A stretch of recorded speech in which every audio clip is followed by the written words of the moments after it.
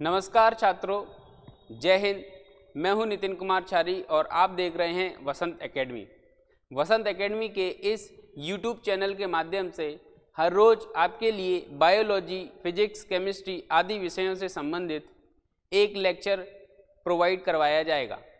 शुरुआत हम बायोलॉजी से करेंगे और बायोलॉजी से संबंधित सबसे पहले आज के इस लेक्चर में हम ये समझने वाले हैं कि बायोलॉजी का सिलेबस क्या होता है और बायोलॉजी से संबंधित परीक्षा में कौन से प्रश्न ज़्यादातर पूछे जाते हैं।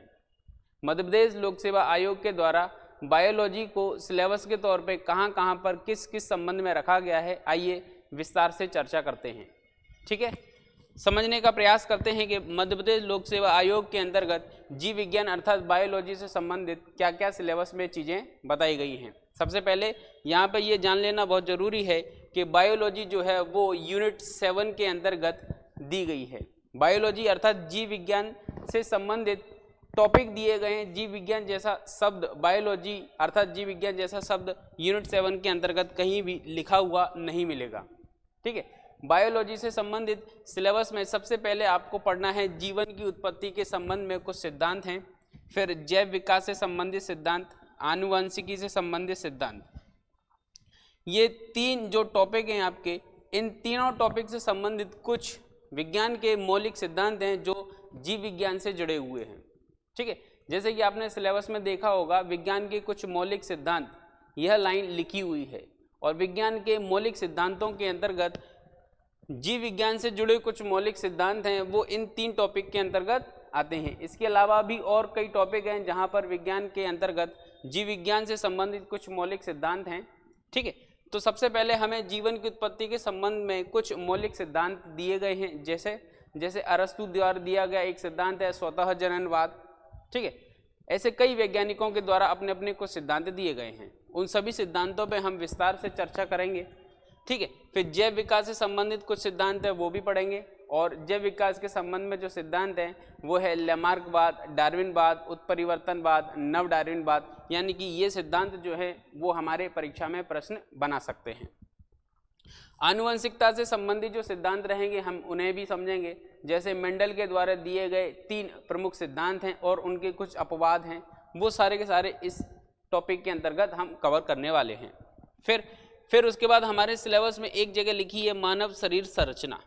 ठीक है, यूनिट 7 के अंतर्गत एक जगह पे लिखी है मानव शरीर संरचना। और मानव की जो शरीर की संरचना है वो किन किन चीज़ों से मिलकर बनी है। जैसे शरीर की जो संरचना है वो संरचना की दृष्टि से इसके अंदर कई अंग पाए जाते हैं और ये अंग हैं जो आपस में मिलकर अंग तंत्र का निर्माण करते हैं। यानी कि हमारे शरीर के अंदर कई प्रकार के अंग तंत्र हैं, यानी कि डाइजेस्टिव सिस्टम है, पाचन तंत्र है, श्वसन तंत्र है, श्वसन तंत्र यानी कि रेस्पिरेटरी सिस्टम। ऐसे करके कुल 8 सिस्टम है जो हमें परीक्षा की दृष्टि से पढ़ लेने हैं। यहाँ से परीक्षा में प्रश्न बनते हैं।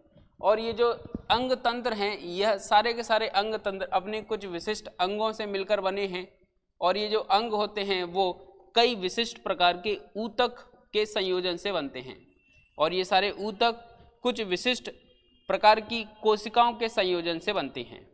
यानी कि हम ये कह सकते हैं मानव शरीर की जो संरचना है उसके अंतर्गत कोशिका, ऊतक, अंग और अंग तंत्र, ये 4 अहम कोशिका के, ऊतक के और अंग के या अंग तंत्र के संयोजन से हमारे शरीर का निर्माण हुआ है। ठीक है, तो ये सारी चीज़ें हैं जिनसे हमारा शरीर बनता है। तो उसके लिए हम यहाँ पे कोशिका को अलग से और ऊतक को अलग से विस्तार में पढ़ेंगे। ठीक है, फिर हमारे सिलेबस में पोषण अर्थात न्यूट्रिशन भी दिया है, उसे भी हम विस्तार से पढ़ेंगे, जिसके अंतर्गत हम कार्बोहाइड्रेट, प्रोटीन, वसा, फैट, विटामिन, मिनरल्स, फाइबर्स, इन सब चीज़ों को एक एक करके पढ़ेंगे। अब मानव शरीर संरचना के अंतर्गत जो हमें सिलेबस में पढ़ने चाहिए 8 सिस्टम, उन 8 सिस्टम के अंतर्गत कौन कौन से सिस्टम शामिल हैं। जैसे सबसे पहला सिस्टम है आपका पाचन तंत्र, दूसरा जो सिस्टम है वो है श्वसन तंत्र। ठीक है, तीसरा जो है वो है उत्सर्जन तंत्र, चौथा है कंकाल तंत्र, पांचवा है परिसंचरण तंत्र, छठवा है तंत्रिका तंत्र या तंत्रिका तंत्र के साथ कुछ संवेदी अंग भी मौजूद होते हैं, वो भी साथ ही में साथ पढ़ लेंगे। फिर उसके बाद अंतःस्रावी तंत्र और 8वें नंबर पे है प्रजनन तंत्र। ये सारे सिस्टम जो है हमारे शरीर के अंदर व्यवस्थित रूप से कार्य कर रहे हैं। भगवान के द्वारा ये सारे के सारे सिस्टम बनाए गए हैं और इस सारे सिस्टम एक दूसरे से क्रियाविधि करते हैं, ठीक है। और इन सिस्टम के बाद सिलेबस में जो चीज दी है वो है मानव स्वास्थ्य, ठीक है। मानव स्वास्थ्य के साथ साथ स्वास्थ्य नीति एवं स्वास्थ्य कार्यक्रम, ठीक है।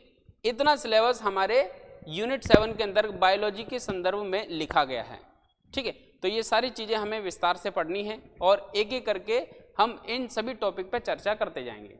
तो आज का ये जो लेक्चर है वो सिलेबस के संबंध में आपको एक सूक्ष्म जानकारी देने से संबंधित बनाया गया है।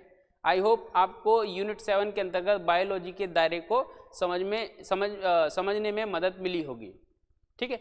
तो एक एक करके हम ये लेक्चर सीरीज स्टार्ट करेंगे। सबसे पहले हमारा जो लेक्चर होगा वो होगा जीवन की उत्पत्ति से संबंधित।